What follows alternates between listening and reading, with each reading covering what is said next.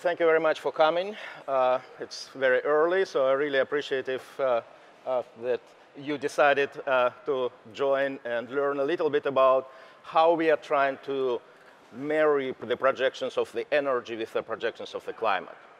So you already have heard from many CEOs that indeed, well, the path to low carbon future is coming.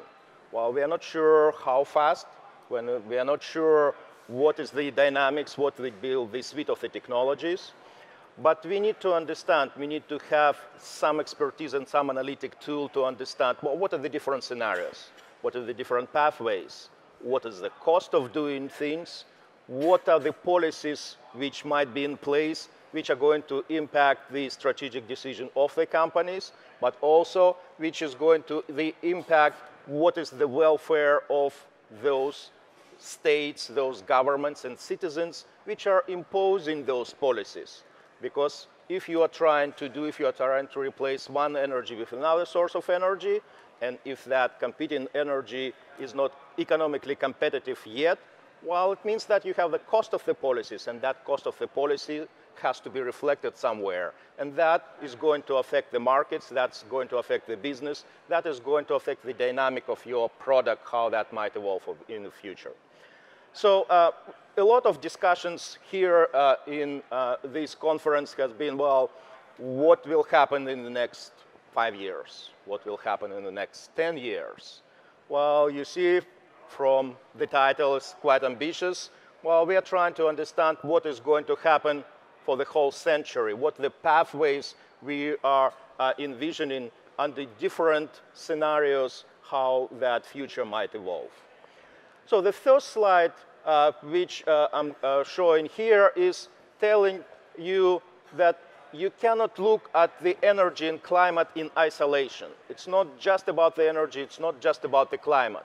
There are many aspects, there are a lot of interlinkages between different sectors of the economy, between different systems, both on the earth side, on the land side, on agriculture, on land use, on the industrial use, on water use, which you need to understand and try to look at that in the integrative manner.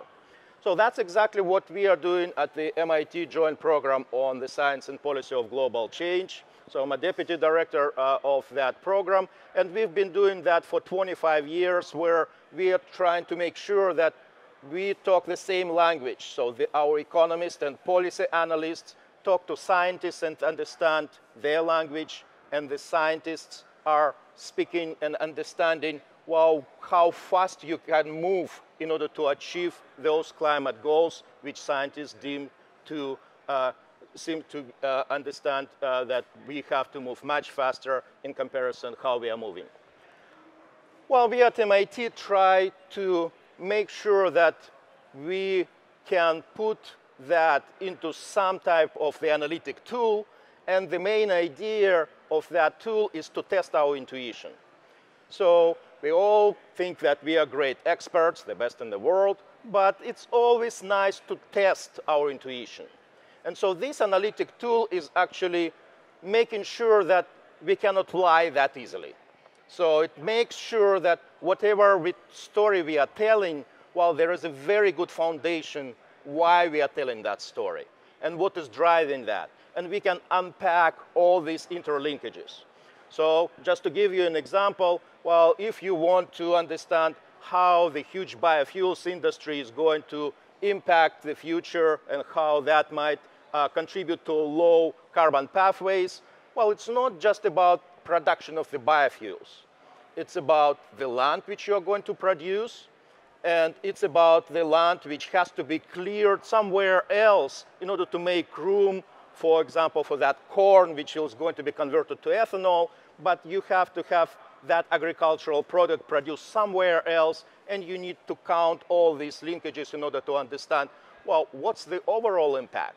Because again, remember, the goal is not to go to renewables, is not to go to biofuels, is not to go to a particular technology.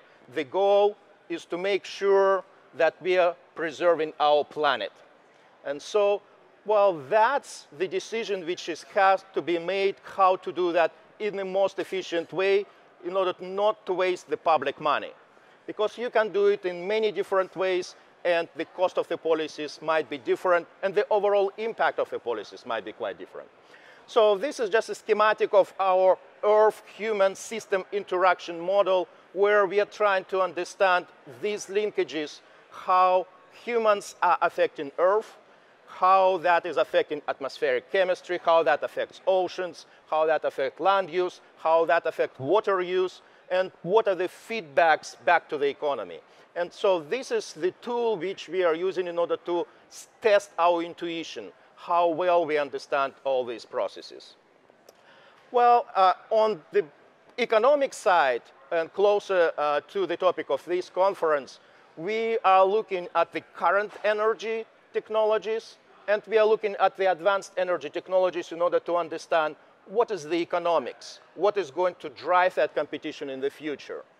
And so our main tool is called the MIT EPA model, which is a global tool, and the beauty of that tool is we are covering not just energy, not just oil, not just gas, not just coal, but we are covering the whole economy, and we are trying to understand, well, if you are trying to impose some policy in one sector of the economy, what are the impacts on other sectors? Or if China tries to introduce some policy, how the rest of the world is going to be affected by those policies, because we are tracing all the international trade flows and trying to understand what are the impacts of these international trade flows on different sectors, on different energies, and on the markets. And again, closer to the topic of this particular conference, what are the impacts on the energy markets? What is the impact on the price of oil? If you are trying to do the climate policy, how that is going to affect the producer price of oil. But also, if you introduce carbon pricing, how the price of gasoline is going to be affected. Because, well, most likely, the producer price of oil is going to go down if you're trying to shift oil out of the system. But if you are trying to put the carbon price, the gasoline price is actually going to go up.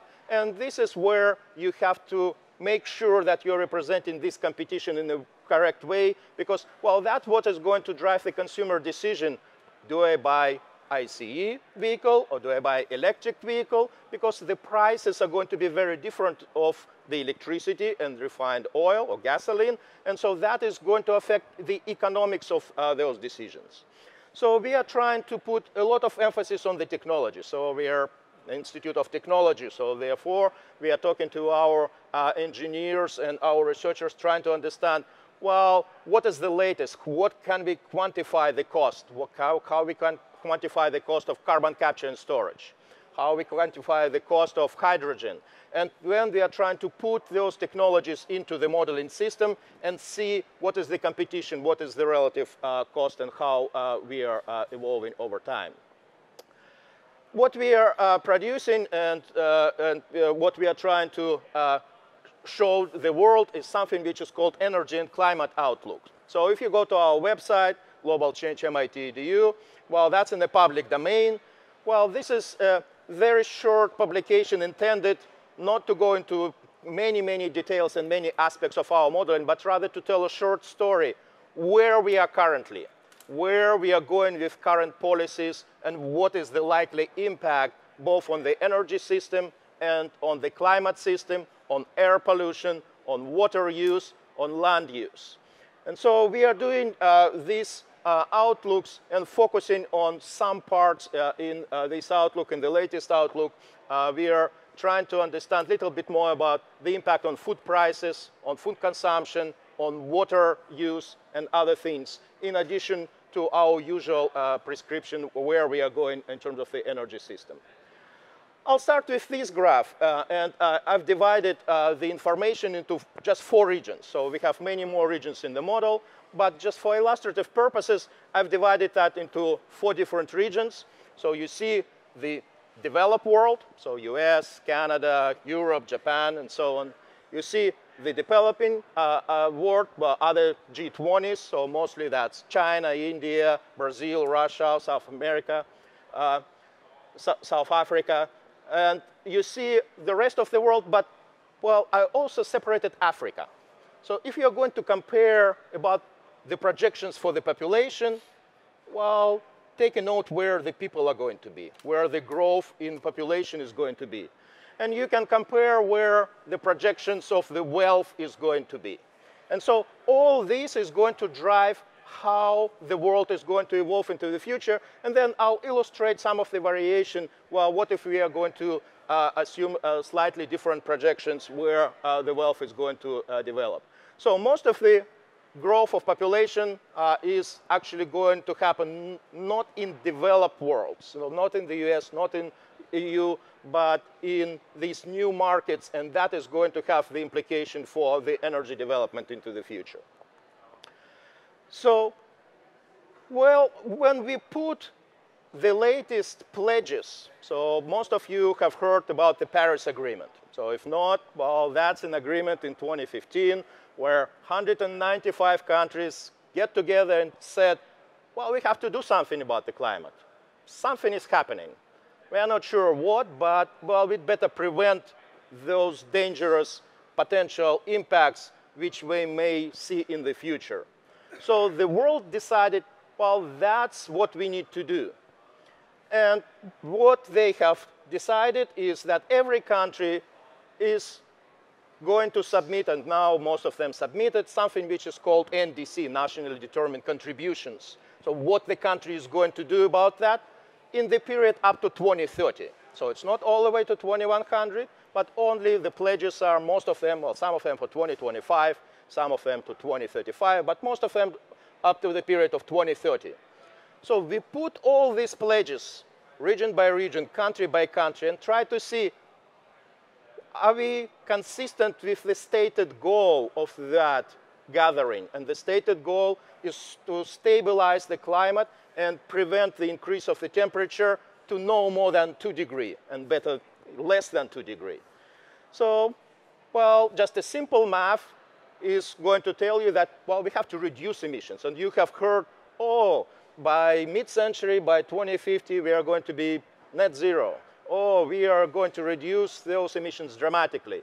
Well, we put those pledges without any additional action. So we fixed that at those pledges, and we decided, okay, well, where the world is going to be if there is no additional action? And it's still a question if the country is actually going to deliver on those pledges, but we take that at the face value. And so you see that we don't really see that decrease in the emissions. Actually, the world is not doing enough. So if you think that all these wonderful things about the electric cars, renewables, and other things are already on track to stabilize the climate, well, we don't really have a good story about that. Sure. Do you have any historical data for this chart? Yes, we do. So obviously, well, in my remaining 15 minutes, I wouldn't go there, but we can continue that discussion. I'll be more than happy to discuss that. Well, now switching to the energy. So what is driving those emissions? So I'll show you just the emissions. Well, this is the energy which we are looking how the world is going to look like, again, if Paris is implemented and no additional, we're still doing those Paris pledges, but there are no additional actions taken. So you see that renewables are expanding 7-fold. Well, while they can expand 10-fold or 20-fold, well, the story is still we are relying a lot on fossil fuels. So again, well, where's that disconnect? So we are all moving to low carbon story, but well, the main projections, the best guess is showing that we continue to rely on fossil fuels for quite a while. Why is that? What is driving that? And again, I separated this global picture into separate regions in order to illustrate, well, what is the driving force? And you see that, well, in the US, in Europe, in Canada, in other places, we're actually doing quite well. We are moving out of coal. You see that, well, the oil consumption is not really expanding. It's a little bit shrinking. And so the total energy is also not growing. So a lot of energy efficiency, which we are seeing there, which is tampering the primary energy.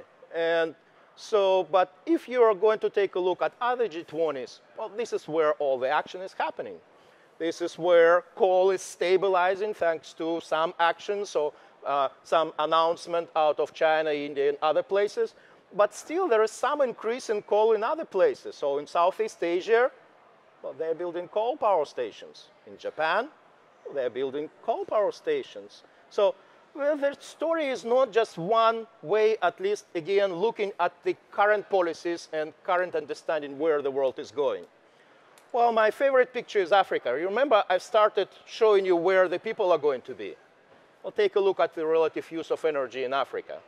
So what if we are wrong about Africa and that actually is going to take off and really get into levels of energy consumptions like in, well, at least like in the rest of the world on other places where we see that per capita energy use and those billions of people who doesn't have currently the access to the energy will have access to the energy. So, well, we had one of our latest forums in Johannesburg in Africa where a lot of representatives from other countries were there. And we were discussing about this picture and energy needs and all kind of the plans which they have in mind. And the message was kind of very simple. They told, oh, we love renewable energy. We love wind. We love solar. Sure, if Europeans are going to pay for that, we are happy to do that. But if not, we have other development goals, and we have access to cheaper energy, which is going to allow us to reach those development goals. So again, a lot of questions about the transfer of the finance, transfer of technology, which are still at stake. So if you are following the latest COP, so this conference of parties, so the latest was in Katowice in December of the last year, well, that's exactly the sticking point. They agreed on almost everything except for that, how you're going to finance that, how you're going to transfer money. And so this is the sort of still disagreement between the nations, how you're going to do that into the future. So it's not just about the energy. So a lot of stories, and again, this conference is about energy, but it's not just about CO2, it's about other sources of the emissions. It's about agriculture, it's about land use change, it's about fertilizers and emissions from those. So CO2 is a big component, and it's going to remain to be a big component, but other gases are equally important. So that's why it's important to reduce that methane from natural gas. That's important to reduce that methane from landfills. That's important to reduce the methane and find a way how to reduce the methane from agriculture and how to reduce methane from rice production. Well, we looked at food and implication for the food prices. Again, what we found out that it's a lot of improvement in the productivity of land, and what we are seeing that is going to continue into the future. So when we look at the impact of the land use region by region, and here I'm showing the global story, we actually had a very good story that, well, we are not going to change that dramatically. So at least on that path, we are going to be able to produce more and more, but we are going to improve our productivity, and that's not going to impact dramatically the land. We're also trying to understand, well, what are the water impacts? Here for illustration, I just show you, well, what is the current water stress and how that water stress is going to evolve over time, at least how we see that for the United States at the level of the catchment regions in terms of the river flows. Well, we have done that in much finer resolution scale, so we can do that at 2080 assessment regions. We have done similar calculation for different parts of the world, for India, Bangladesh, China, in order to understand, well, what is driving, how the water stress, how the water shortages are going to be affected into the future, both by the industrial development, by population growth, and how the climate change might affect those flows and where you're going to be affected. So again, I'll leave you with a link to the Outlook to give a little bit more detail there. So hopefully I'm advertising enough and give you enough interest to go there and read more. And if we need, we can discuss more later. OK, I've told you the story from MIT. So the big question, well, are we doing those projections consistently with ours? Is others are telling different story or the same story? how crazy those MIT guys, so how smart those MIT guys. I like this graph, and I put these best guesses from major energy outlooks on the primary energy all the way to 2040. And I like to start without putting any labels so that you don't really see who is making those projections. And, well, you see that, well, the pictures are not that different. And I know most of these groups, we interacting with these groups, these projections are done in very different bases. So we have our analytic tool which drives the projections. Some of them are using expert opinion. Some of them are using the bottom-up. So there are different approaches how to do these projections. But what we found out that, well, all of them are seeing that in the best guess, the world is still fossil fuel dominated. So again, that means that if you're really serious about those climate impacts, if you're really serious about going to low carbon, much more is needed. Or you can expect that something is going to happen when people will realize we are not actually going very well in progressing to reach those climate-related goals. Well, how that is going to be different if you are in the 2-degree world? So, well, one word of caution that there are many scenarios how to get to 2 degrees. And this is where the scenario is going to be affected how optimistic you are about the future technologies. So if you want to assume that in the future you are going to have biomassive carbon capture or direct air capture. So actually I was surprised that a couple of CEOs mentioned that they are working very seriously on these technologies and kind of looking at that seriously. So a couple years ago, that was still in the fantasy world, that still was in the lab. Well, now the CEOs of major oil companies are saying, oh, we're actually looking at direct air capture. So something is changing in that dynamic. Something is changing in understanding that, well, this is ultimately where you're going to end up, and you better be prepared. You better create the strategy which is going to be consistent with that. So again, if you are looking to 2040, if you are looking at oil or gas, well, actually, that's not a bad news. If you're an oil and gas company, it's still a lot of needs for oil and gas in order to drive the economic development of the world. So, well, now switching to showing the dynamics, where we actually, in terms of the temperature implications, where we are going to end up if we are going to continue the current path. So again, probably not very visible in terms of the labels, but what I'm showing here is the results of our uncertainty exercise. So it's not just one scenario. What we are doing the full Monte Carlo in order to understand what is the uncertainty if you are putting different inputs into the system and how the system is reacting in terms of the temperature response. And I put that 1.5 degree line, which is ultimate goal where we have to be. And we are going to overshoot that at the current trajectory at about 2040, maybe even a little bit earlier.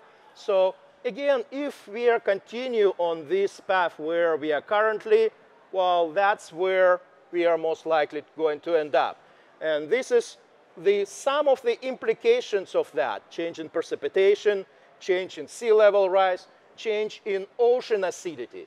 Well, why that is important and why the systems are important is because the ocean acidity is going to affect the plankton in the ocean. That is going to affect the food chain for fishing, and that is going to affect a lot of things in the ocean, which is extremely important and extremely uncertain how that is going to react into the future. Well, coming back to that statement about 2 degree scenarios, there are many ways how to get to 2 degree, and that's exactly how we are using our apparatus. That's exactly how we are using with many energy companies in order to test, well, their long-term strategies. Are they consistent or they are inconsistent with the story and where they want to be? And so, well, I showed you that currently in the Paris, so that straight line is where we are in terms of the emission for Paris. Well, we still can do that, but the action has to be accelerated quite dramatically. And again, we are exploring different technologies and different policies in order to understand what is the best way to get to that action. Well, now we have worked on not only trying to understand what it would take to get to 2 degree, but also what it would take to 1.5 degree. And this is where we are proud that we are working with many energy companies, and some of you have heard about Shell. You have heard about the Shell Sky scenario. So we are working very closely with their scenarios team in order to understand, for a company like Shell, what does it mean for their business? If you're in business of hydrocarbon, what does it mean to be on that pathway? How quickly you have to switch, how quickly you can go to other sectors, and what kind of strategic decision you have to make in order to be consistent with these longer-term stated goals and be ahead of the pack. And again, I was at this conference a couple years ago, and every time when I'm hearing I'm coming next year and next year, more and more energy CEOs are stating that need for change, need for different strategy. So yesterday you have heard BP CEO. Last year we have heard the Shell CEO and many others who are really trying to make sure that they take all these considerations into their discussion. One last slide. What we are trying to do, we are trying to communicate that to policymakers. And what is very difficult to communicate is uncertainty. Well, we don't really know what is going to happen and how that is going to happen. Well, that's our attempt. So those greenhouse wheels, so all of you are familiar with that game, right, where you spin in the wheel, and then there is some probability of landing at certain things. So what we are showing, we are not sure if that policy is going to lead to 2 degree, 1.5 degree, or 4 degree, but we definitely know that if we will do the policy, we are going to reduce the risk. And that's the important factor. So the important thing that every action matters. So it doesn't mean that, well, if we are not at 0 tomorrow or 10 years from now, well, it still matters that you're reducing the emissions because you're reducing the risk of bad outcomes. And so that's the ultimate message which we are trying to portray. Do whatever you can to lower your emissions. And so because that ultimately is the ultimate goal, and that's what has been decided.